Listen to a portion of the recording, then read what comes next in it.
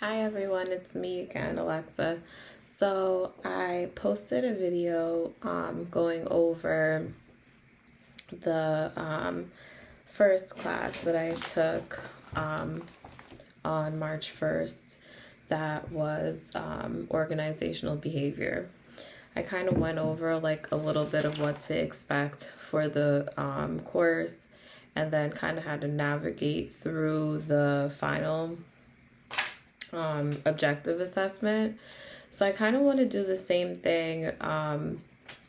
If you are going into the accounting bachelor's program, or you're already in the program, if you have any tips or advice how to get through some of the courses, please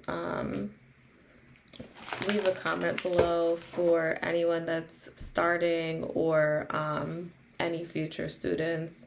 It really is helpful.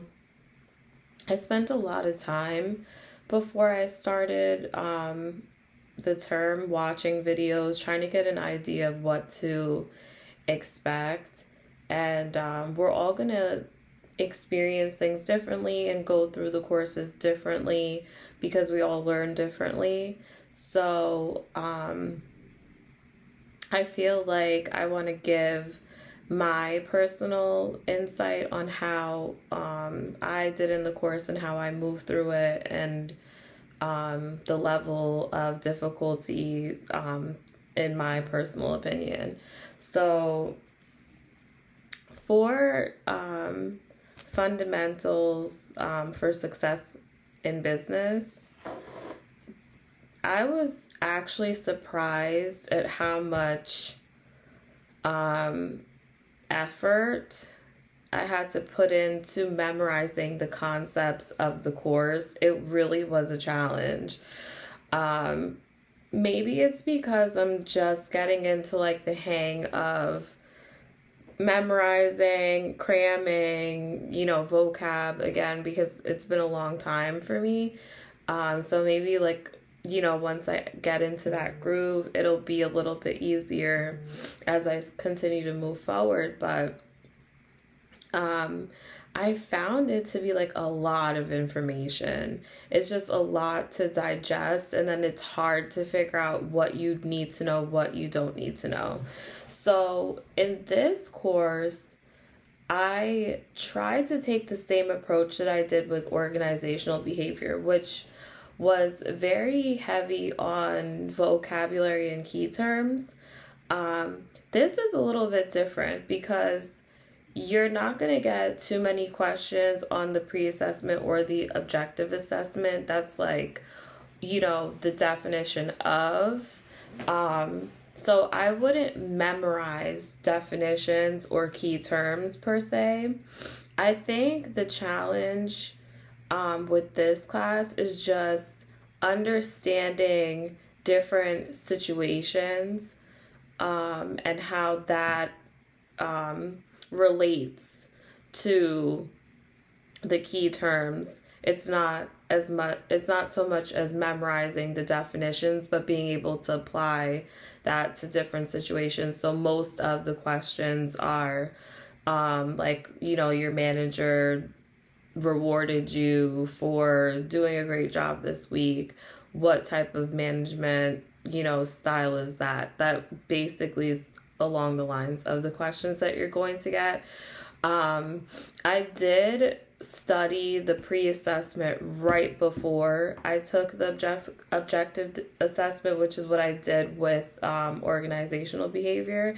And I was glad that I did, because it's like an exercise for your mind one last time, instead of going through vocabulary and trying to get that in your head. Getting those, doing a quick overview of those questions. A lot of the questions on the pre-assessment for this class, it wasn't exact, but it was very close. So I wouldn't say take the pre-assessment and then schedule the objective assessment. I would definitely review certain things, and I'm going to go over my personal opinion on what those things are, but also the recommendations from the professors. So for this class, once you get into the course and you start it, they let you know in one of the video cohorts what the percentages are and where to focus your time. For this particular class, it's Unit 3. I'm going to go in order. Unit 2, 3, 4, 5, 6. So most of the questions were leadership and influence questions, like 80% of it. And that's a big part of the grade, the grading process for the OA. And then the second portion was organizational functions and value. And those were the two units that I struggled with the most because they're all situational. And depending on how you read the questions, you can interpret things in a different way. So it's not necessarily like the right or the wrong answer. So you really have to be careful with the wording of things and just take your time with it. You think like because it's multiple choice, it'll be easy to get through, but it is a little bit of a challenge when you get tripped up on, different words. For Unit 3, I would say the key organizational functions and the departments, that there was like 5 or 6 questions on the objective assessment asking you, like, if you needed your computer fixed, what department would that be? These are just common sense, type of questions. So you don't need to spend too much time studying for that. The organizational function and values, that's going to be Unit 3.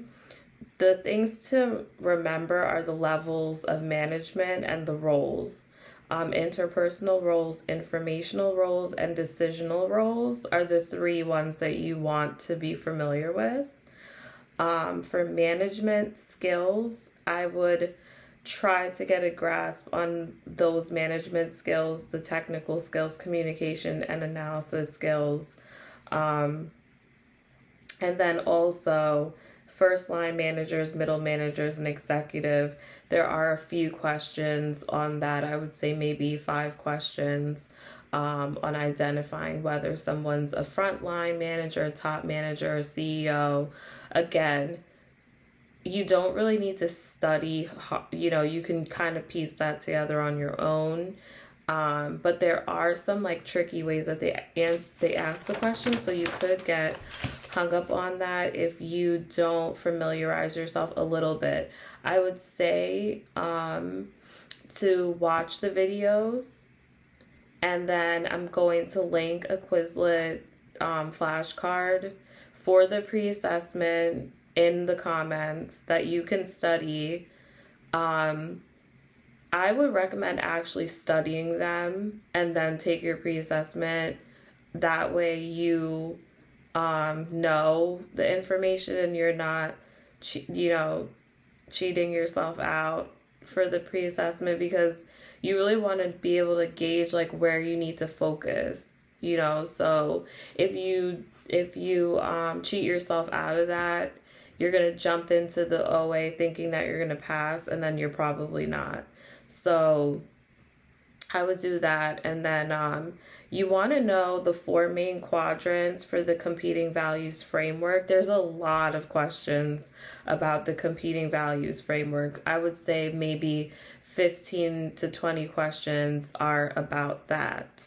So you want to know the clan, hierarchy, marketing, and autocracy.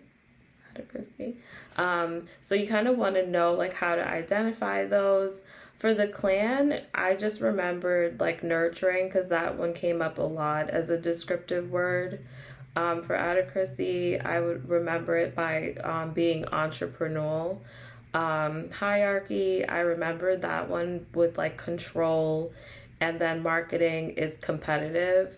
I think once you stick with that, you can breeze through all the questions once you hang on to those, like, adjectives.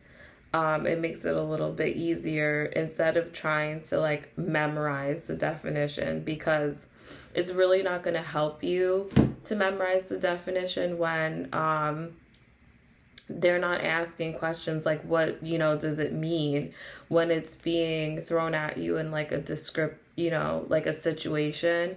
You really have to be able to understand how that applies to different situations. So I would definitely brush up on that. And then the organizational ethics, like societal issues, stakeholder issues, internal policy issues, and personal policy issues, I would just review that. And then, let's see. So this is the one that I really struggled with, because there are like 5 questions. It's a 77 question OA.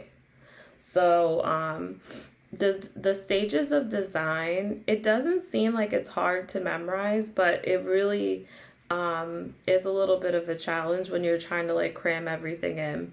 So empathize, define, ideate, prototype, test, and implement. You need to familiarize yourself with that. And then the Blake and Mouton's leadership grid, I thought I needed to know that, but there were no questions on the OA about that. And then finally, you need to understand the legitimate power, reward power, coerce power, expert power, informational power, referent power. It's pretty easy to memorize it, just based off of like reward power. Obviously, that would be somebody that's having some sort of exchange. You do a good job, you're going to get a promotion type of style. So you can basically memorize those pretty easily. It's not going to take much time. And then understanding, participating, delegating, telling, and selling. You really just need to know which ones are high competent, low competent, high competent, low commitment. So that's basically it. And that doesn't take too long to review that. So once you stick to those key topics, I think you can get through it. I got through it. I took the OA, the proctored exam, at 9:30. I started studying for the class around 11 o'clock in the morning, whilst in between working and breaks and stuff like that. So, and just listening to the videos whilst I was working.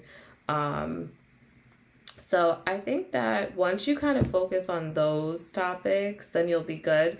And then just use the Quizlet from the link I'm going to leave in the comments to study off of that. Once you use that to study, you're golden, because all the questions, it's not exact, but it's very close. So if you can quiz yourself using those flashcards before you take your pre-assessment, see where you need to brush up on, and then you can schedule your OA. Again, like I said, I was able to get through it in a couple hours, but I'm not going to lie, I was having a lot of anxiety because I really don't want to put myself in a position where I'm taking an OA twice. I want to be able to do it the first time and be successful. I don't want to disappoint myself or lose like that momentum. When you don't pass, it's a scary thing, because you're like, okay, where did I fall short? What do I need to do? For this class, I actually went through the book. I took the chapter quizzes. It did nothing for me. I didn't pass any of them higher than a 40%. So I was really nervous about taking the OA. I didn't know if I was prepared for it, but I felt like I learned as much of the concept that I could learn. Again, for me, it's not about memorizing it. It's about identifying it and being able to apply it to different situations, because that's just how real life is anyway. So that's what worked for me, and I hope it helps you get through the course. Right now,